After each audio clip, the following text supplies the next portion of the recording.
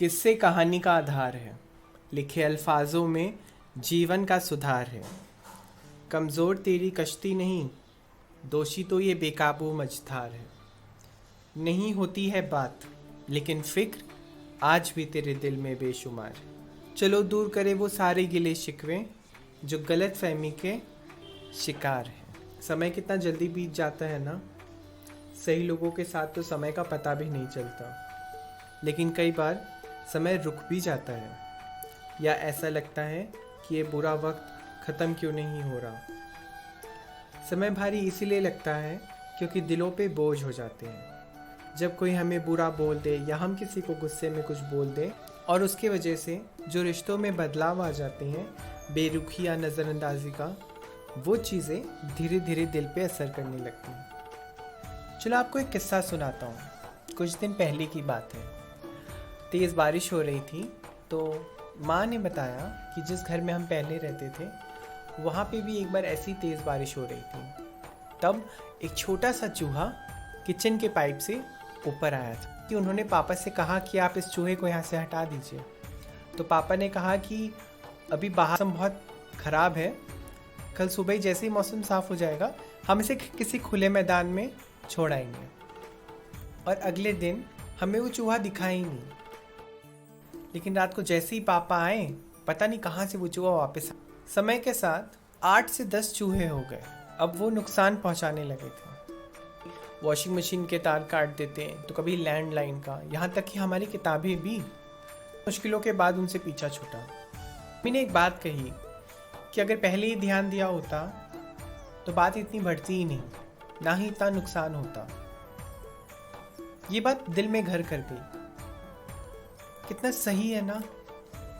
अगर हम लोग किसी भी चीज़ को शुरू से ही देखें, शुरू से संभालने की कोशिश करें, तो वो चीज़ें बिगड़ेंगे ही नहीं, ना ही नुकसान होगा। कई बार सामने बैठकर अपने मन को खाली कर लेना ज़्यादा सही है, बजाय उन बातों को अपने मन में रख कर खुद को तकलीफ दें। इमोशंस बुरे नहीं होते, लेकिन किसी और की कामयाबी को देखकर हमें बुरा लगने लग जाता है।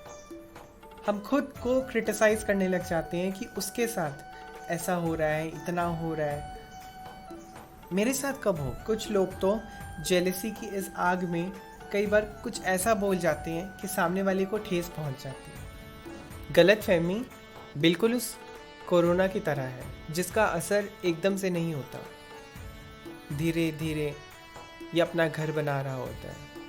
सामने वाला इंसान हर चीज़ में गलत नज़र आने लगता है। विश्वास बहुत ज़रूरी चीज़ होती है और रिश्ते बहुत नाजुक। रिश्ते बिल्कुल इस माटी के गिले बर्तन जैसे हैं जिन्हें बहुत संभाल के रखना पड़ता है, तब तक जब तक वो मजबूत ना हो जाए। एक बात हमेशा याद रखना, ऊपर वाला जब किसी को कुछ देता है तो अपने खजाने में से देता है, किसी से छीन कर नहीं। अपना मन साफ रखो, तुम्हारा भी वक्त आएगा। सिर्फ एक ही ऐसा रास्ता है जो किसी भी रिश्ते के बीच गलतफहमी होने से रोकता है, और वो है एक दूसरे पे विश्वास करना। कई बार ऐसी सिचुएशंस आती हैं जहां आपको ऐसा लगता है कि मेरे अपने ही मेरा साथ नहीं दे रहे। उस वक्त भी जब मैं सही और सामने वाला गलत हो, उल्टा आपको ही समझाया जाता है। पता होगा, है ना। वास्तव में यही सत्य है। समझाया भी उन्हीं को जाता है जिसमें समझने की क्षमता होती है।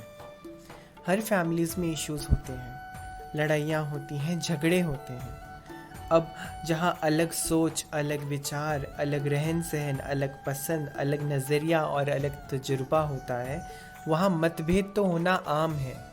लेकिन एक बात हमेशा याद रखना, परिवार में मतभेद हो जाए तो चलता है, लेकिन कभी भी मन भेद नहीं होना चाहिए। कोई भी आपको कुछ भी बोले, उसका असर आपके मन पे नहीं होना चाहिए। अगर किसी ने आपको ऐसा कुछ कहा भी है तो दिल से लोगों को माफ़ कर दो। अगर कभी किसी ने भी आपके साथ गलत किया हो, क्योंकि किसी के साथ नफ़रत करना मतलब खुद को तकलीफ़ पहुंचाना। खूबसूरत कोट पढ़ा था जिसमें लिखा था कि hate in your heart will only damage your soul. Leave the baggage of past behind, set yourself free, karma will treat them। ये तो हमें ये भी सीखती है कि कब किसका आखिरी समय आ जाए कुछ बता नहीं सकते। तो किसी के जाने के बाद अपने दिल में पछतावा रखने से तो बेहतर है कि लोगों को माफ़ कर दे, खुद को आज़ाद कर दो। इस सिचुएशन पे मैंने कविता भी लिखी है। गीले माटी के बर्तन जैसे होते कुछ रिश्ते हैं, सही समय पर साथ रहे कुछ ऐसे भी फरिश्ते हैं। गलतफहमी की आग में ना जाने कितने रिश्ते बिखरते हैं। कोई ना पूछे हाल किसी का, लेकिन एक नज़र देखने को तरसते हैं। घमंड तो रावण को भी ले डूबा, तुम क्यों उस कश्ती पे सवार हो। माना गिले शिकवे होंगे बहुत, लेकिन क्या पता कब कौन सा आखिरी दीदार हो।